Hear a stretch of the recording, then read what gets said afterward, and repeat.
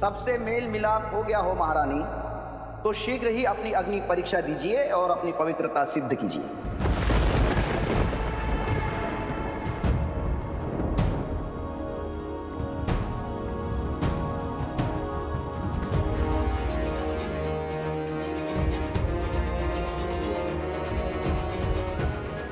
कौन सी अग्नि परीक्षा चाहते हैं आप भद्र? स्पष्ट कीजिए, क्योंकि स्त्रियों की परीक्षा तो उनके जन्म से ही आरंभ हो जाती है। उन्हें पुत्री बनकर भी परीक्षा देनी पड़ती है। कुल पुरुषों के नाम से जाना जाता है, पर उसका नाम, मान और मर्यादा की रक्षा एक स्त्री को ही करनी पड़ती है। उसकी एक भूल, एक अपराध पूरे कुल पर कलंक बन जाती है।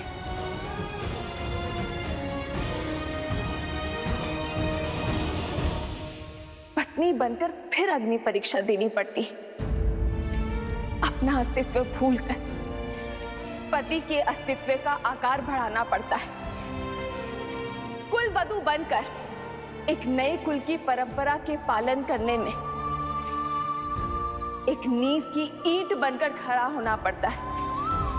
माता बनने के बाद भी परीक्षा समाप्त नहीं होती।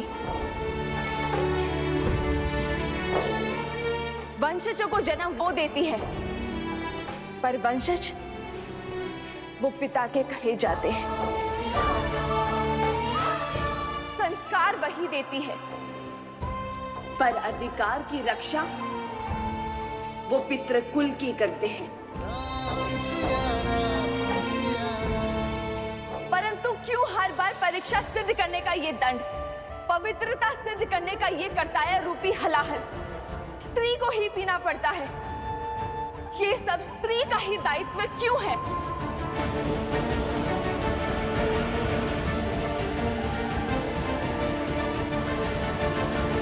स्त्री का दमन करता पुरुष समाज है, पर वास्तविकता में इसका कारण, इसका मूल स्वयं स्त्री ही होती है।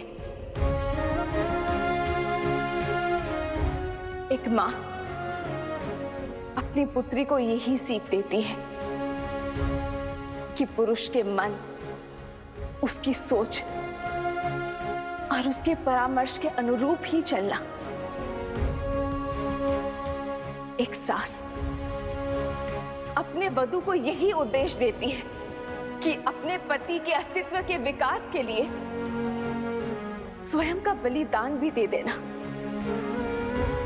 ये स्त्रियों ने ही तो निर्धारित किया है कि परीक्षा सदा स्त्री ही देगी। ये उसका दायित्व है, उसका कर्तव्य है। रघुवंश आज तक स्त्री के सम्मान के लिए खड़ा रहा है। महाराज अज ने अपने पत्नी के प्रेम और स्नेह में अपने प्राण त्याग दिए। पिता महाराज दशरथ ने अपने पत्नी को दिए वचन के लिए अपने प्राण त्याग दिए। श्री राम ने स्त्री के माता रूप के लिए महल त्याग कर वनवास भोगा, फिर स्त्री के पत्नी रूप के लिए दशानन से युद्ध छेड़ा, और फिर उसी स्त्री के लिए महलों में रहकर भी वियोग का दंश सहा। इसीलिए आज रघुकुल की ये स्त्री, मैं सीता, स्त्रियों के मान के लिए अपना एक पग आगे बढ़ाऊंगी, एक नया उदाहरण स्थापित करूंगी। आज अग्नि परीक्षा का ये अंतिम दंश सहकर मैं बड़े ही सुख के साथ सदा सदा के लिए उस सिंहासन पर बैठ सकती हूं। अपने पर, अपने पुत्रों पर लगे हर कलंक को मिटा सकती हूं, किंतु मैं ऐसा नहीं करूंगी। मैं ये अग्नि परीक्षा स्वीकार नहीं करूंगी।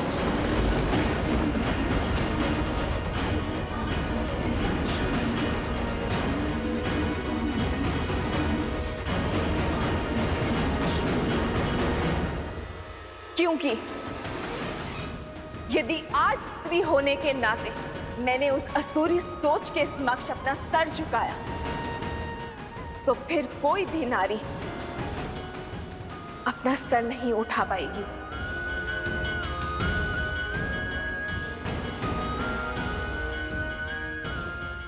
आज यदि मैंने ये अग्नि परीक्षा दी,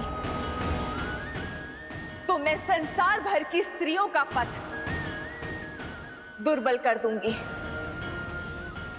आज मैंने यदि इस परीक्षा को सहमति दी, तो मैं नारियों के लिए वो खाई खोद दूंगी जिसमें उसके मान, सम्मान, व्यक्तित्व, अस्तित्व को फेंका जाएगा।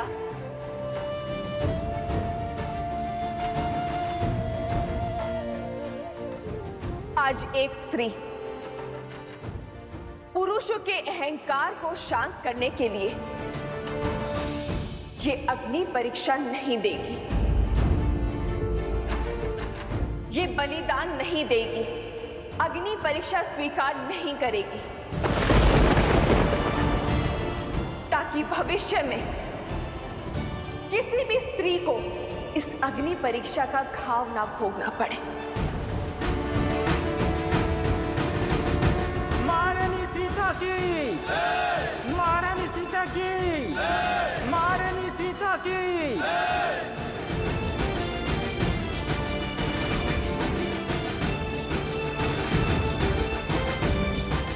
आज जो मैंने निर्णय लिया है, वो ना एक महारानी होने के नाते लिया है, ना पत्नी और ना ही माता होने के नाते। मैंने ये निर्णय केवल एक स्त्री होने के नाते लिया है। मैं सीता,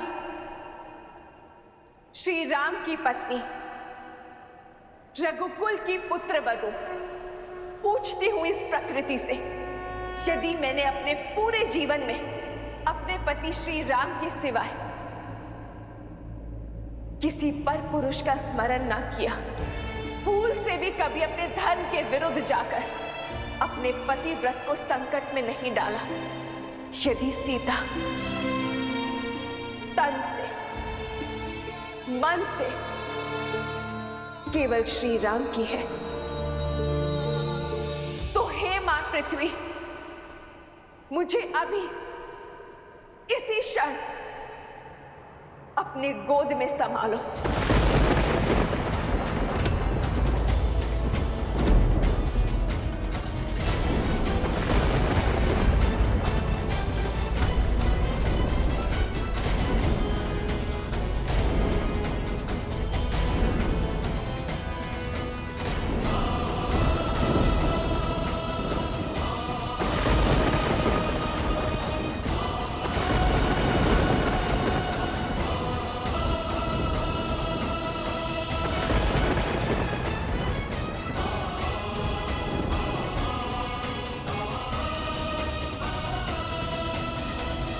सीता, जिस स्त्री ने अपना संपूर्ण जीवन अपने पति, अपने परिवार, अपनी संतान पर न्यौछावर कर दिया, अपने को नहीं, अपने परिवार पर, अपनों पर समर्पित कर दिया, आज बात उसके चरित्र पर अटकी है। समाज उसके पतिव्रत की परीक्षा चाहता है, तो नहीं रहना मुझे ऐसे समाज, ऐसे संसार में।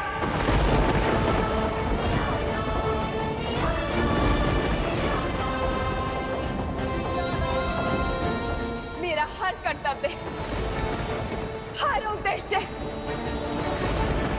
हर दायित्व यही समाप्त होता है। हे मां भगवती, देवी स्वरूपा, आपके पिता से निकले भूमि जब आज पुनः आपके भीतर आश्रय जाती है।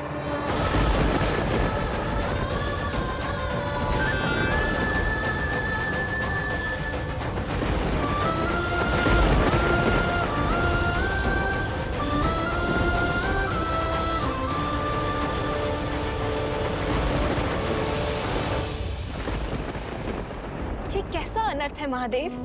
ये कैसे संभव हो सकता है? क्या सिया राम को फिर से वियोग सहना होगा? सिया राम इस धरती पर साक्षात लक्ष्मी और नारायण का अवतार है। जिस प्रकार इस पृथ्वी लोक पर एक होने के लिए इन दोनों को वैकुंठ लोक में एक दूसरे से पृथक होना पड़ा था, उसी प्रकार आने वाले मिलन की वेला के आलिंगन के लिए इन दोनों को पुनः एक दूसरे से पृथक होना होगा, वियोग का दंश सहना होगा। नियति के इस खेल के समक्ष नतमस्तक होना होगा। अर्थात राम बिना रोके, बिना टोके अपनी सिया से पृथक होना स्वीकार लेंगे, मिलन का प्रयास तक नहीं करेंगे।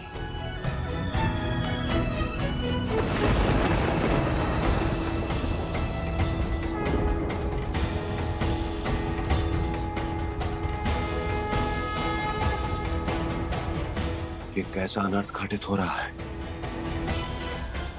अभी अभी तो वर्षों के अकाल के बाद देवी सीता के आगमन की वर्षा प्राप्त हुई थी। अभी अभी तो दुख में डूबी अयोध्या को सुख की छाया मिली थी, और अब ये। हे श्री राम,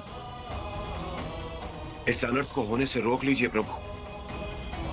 हे मर्यादा पुरुषोत्तम श्री राम, देवी सीता की मर्यादा पर हो रहे आघात को रोक लीजिए प्रभु, रोक लीजिए। रोक लीजिए प्रभु, इस अनर्थ को रोक लीजिए।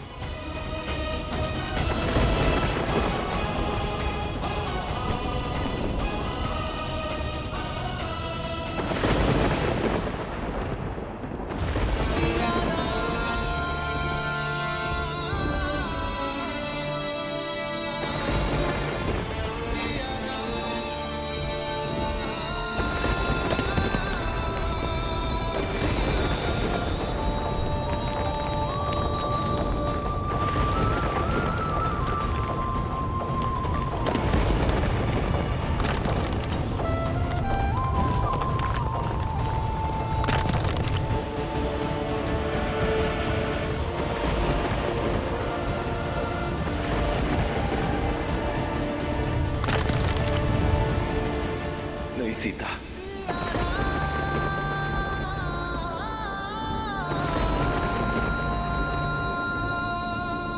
माता, माता, ये आपने क्या कह दिया? आपको अपने शब्दों को वापस लेना होगा। माता, छोटे छोटे प्रश्नों का दंड आप हमें नहीं दे सकती। आप हमें छोड़ के नहीं जा सकती माता। आपके बिना कैसे रहेंगे माता?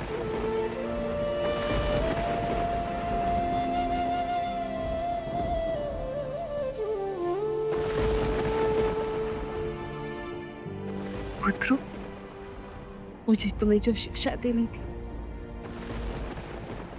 वो मैं दे चुकी।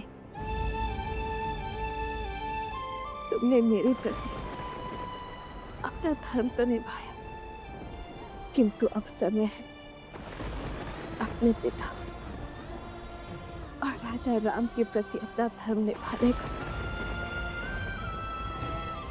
अयोध्या और अयोध्यापति के जीवन के हर संकट को हरने का। पुत्रों, सदा अपने पिता के सुख का कारण बनना।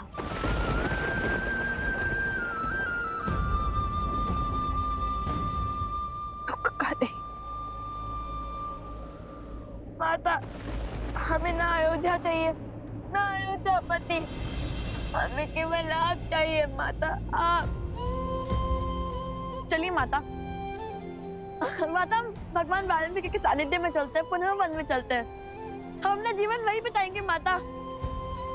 ऐसे महल से अच्छा तो हमारी वो कुटिया श्रेष्ठ है। चलिए ना माता।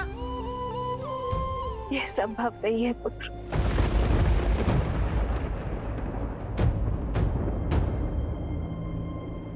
और जीवन का सार तो यही है ना, चाहे कितने भी कष्ट आ जाए, कर्तव्य का त्याग नहीं किया जाता। ना मैंने किया, ना तुम्हारे पिता ने किया, ना रघुकुल ने, और तुम भी नहीं करोगे।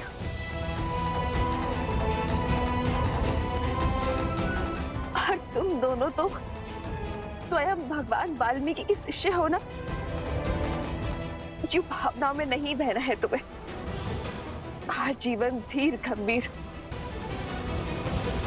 और धर्म की ओर अग्रसर रहना है। जीवन वही जो आदर्श को अर्पण, धर्म का संकट हल है समर्पण, ऐसा प्रेम कहा भगवान, धर्म कसौटी खरे सिया राम।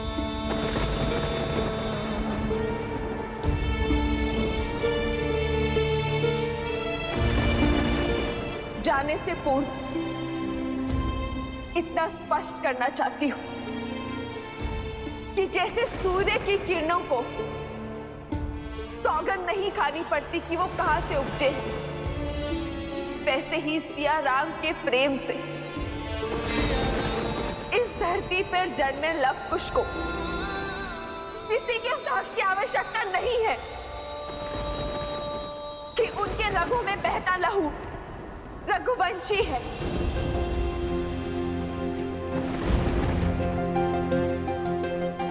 मैं जानती हूँ श्रीराम, आपको मुझ पर लेश मात्र भी संदेह नहीं है।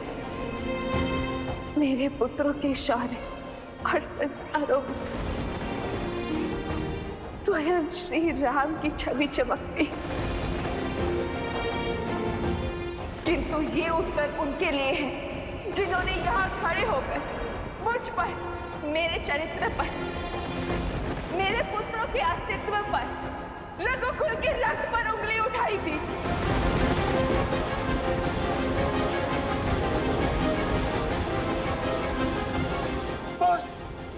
नहीं छोड़ूंगा तुझे। मार डालेंगे। अरे रुको रुको, कितने मूर्ख हो तुम सब। पुरुषों से भरी इस सभा में एक स्त्री हम पुरुषों को ही अपमानित किए जा रही है और तुम सब उसको साथ दे रहे हो।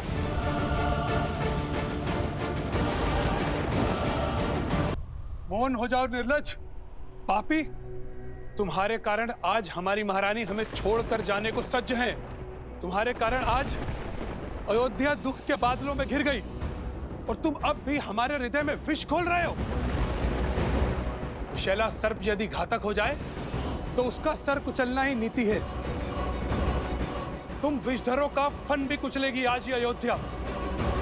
ये क्या क्या क्या बोल रहा है ये सब? कोई समझाइए इसे। अरे समझने की आवश्यकता तो तुम्हें है। हम सबकी मति तुमने ही प्रश्न की थी, किंतु अब हमारी सुध लौट आई है।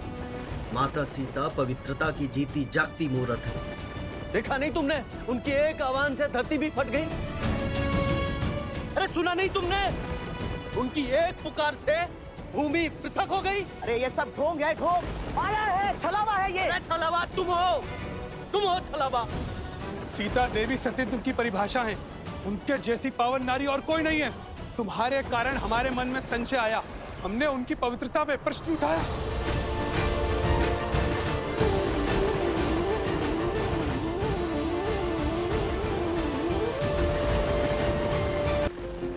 देखिए भाई, अयोध्या की प्रजा ने आसुरी सोच के उस बीज, लोकपवाद के उस शीश को दंडित कर दिया है।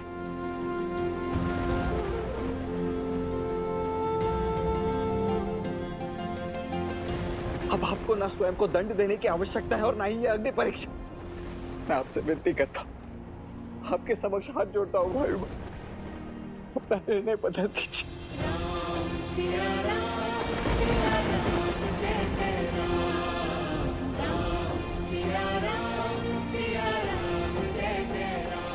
बदल दीजिए ये निर्णय भाई।